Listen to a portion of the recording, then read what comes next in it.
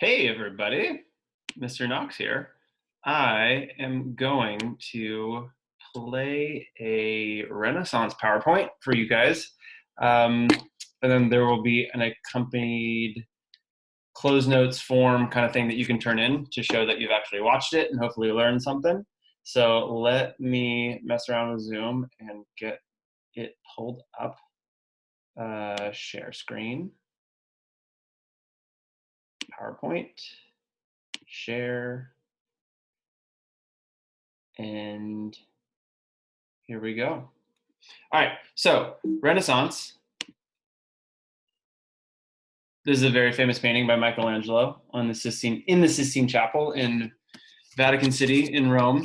It is God reaching out and touching Adam's fingers. And hey, I'm naked, but the human form was much appreciated during the Renaissance. And let's get into it. So, what was the Renaissance? The Renaissance began in Italy. It was cities and states. They were major trading centers. I love trade. And much of them were secular, which basically means not connected with or controlled by a church or other religious authority.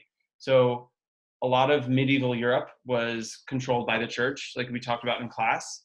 The Renaissance was this shift from the church controlling everything and all that kind of stuff to humanism and focusing more on the self. And a lot of cities in Italy, this is where it mainly started, were the first ones to branch out.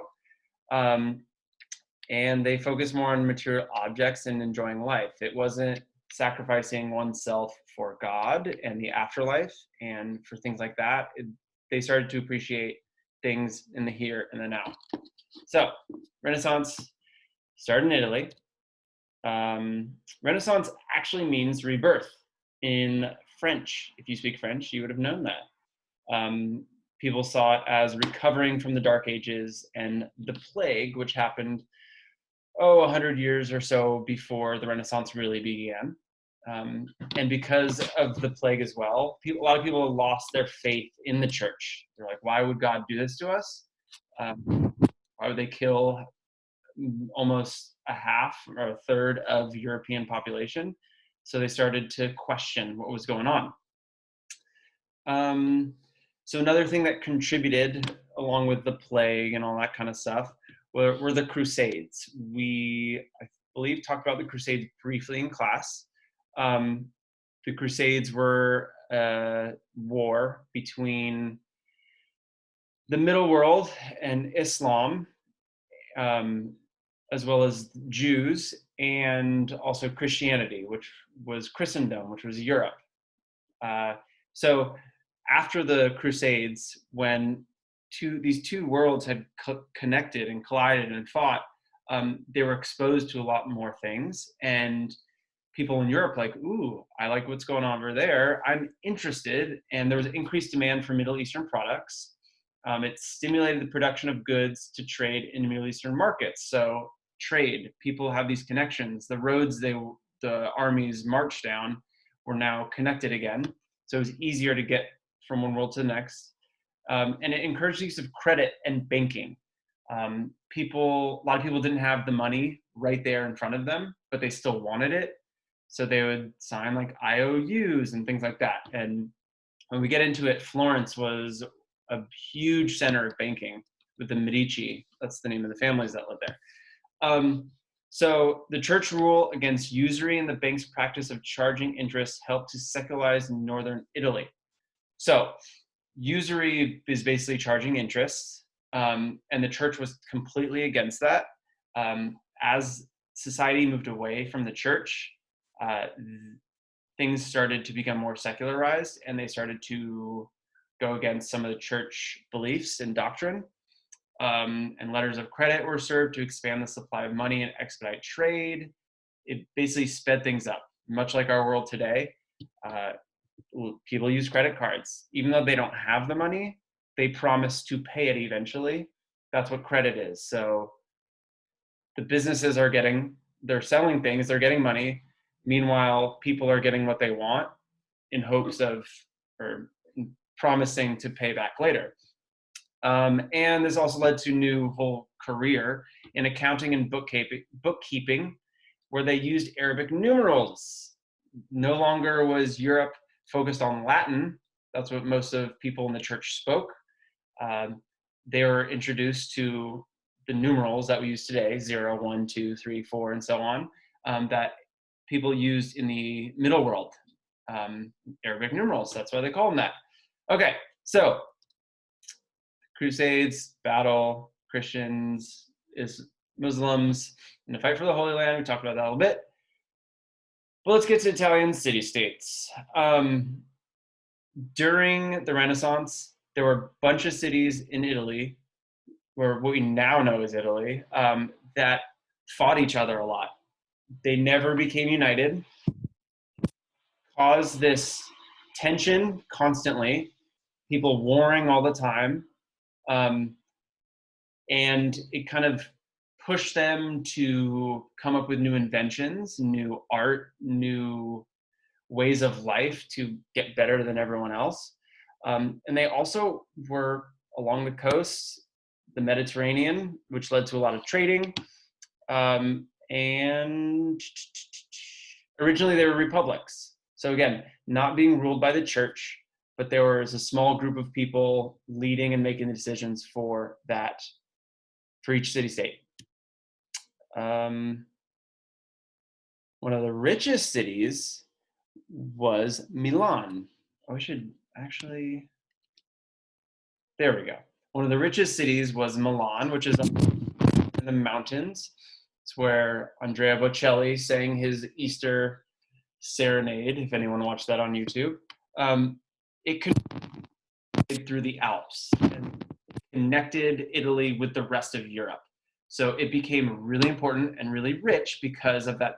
It was that stopping point. People that were going through had to pay taxes, or all the goods were being brought into Milan, and it boomed from there.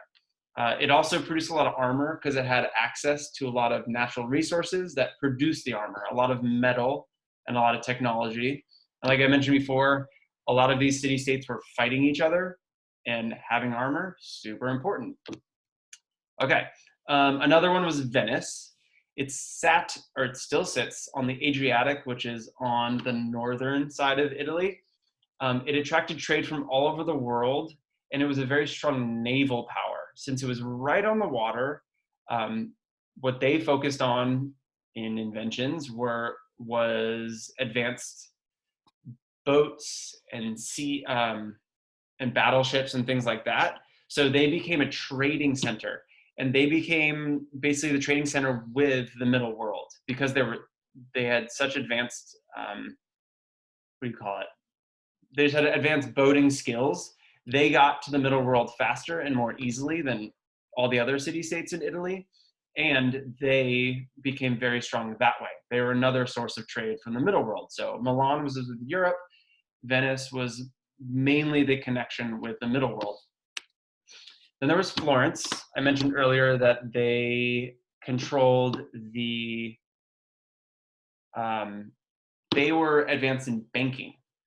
So they gave a lot of credit. They had a lot of money, and they would give it out, and they would charge interest, and they would get even more back. That's like what banks do. And the Medici family, which I mentioned also too, they became great patrons of sports. Michelangelo, he was a patron of the Medici. So they basically hired him to come paint. They hired him to create sculptures to put up in the plazas and the piazzas in Florence. If you go today, you'll see a lot of stuff thanks to them. And so banking, they were all about the arts. They invested a lot of money in it. And they also created a lot of clothing. So a lot of styles that were seen throughout the Renaissance actually started in Florence. Different patterns, different fabrics, things like this. So that's why they were so important. And then there was Genoa, was on the western side of Italy, the opposite side of Venice. So and they were right on the water too. So they got really famous and really powerful as well. The reason their claim to fame was they also had really good boats and things like that, but they had access to the Atlantic Ocean, to Spain, to Northern Africa, all that way. They could go all the way to England. So that's how they got famous, was basically trade, great boating skills, seafaring skills, one might say. And then there's art. Woohoo, art. The Renaissance produced new ideas that were reflected in the arts, philosophy, and literature. So, mentioned patrons like the Medici. They were wealthy and they would expand trade. They would pay artists to create things, and they would glorify their cities because they wanted people to come through and be like, oh my goodness, you have so much money. Look at all this art. Look at all these wonderful things. They basically wanted to show off. And education also became increasingly secular because they started focusing on the things that advanced their cities, not just the Bible. It was, how can we get better at this? How can we get better at that? Let's start raising our kids. Let's start teaching people science and other ways to live. So education became secular. And art and literature focus on the church and salvation during medieval times. As you can see, very God-centric. And the Renaissance art and literature focus on individuals and worldly matters along with Christianity. So Christianity was still a focus. People were still Christian. They were just not letting it rule their lives completely. They were focusing more on what they wanted, their own desires, their the advancement of their cities and things like that. You can see the difference. On the left, we have medieval art, pretty basic. We move to Renaissance, you can see the depth, the shadows, the twisting of figures. Yeah, you can see it all. It's very cool. This is the art I was mentioning, use of perspective. If you have Mr. Pierce, maybe you learned something about it. Just in 200 years, this is how it changed. Just some more examples.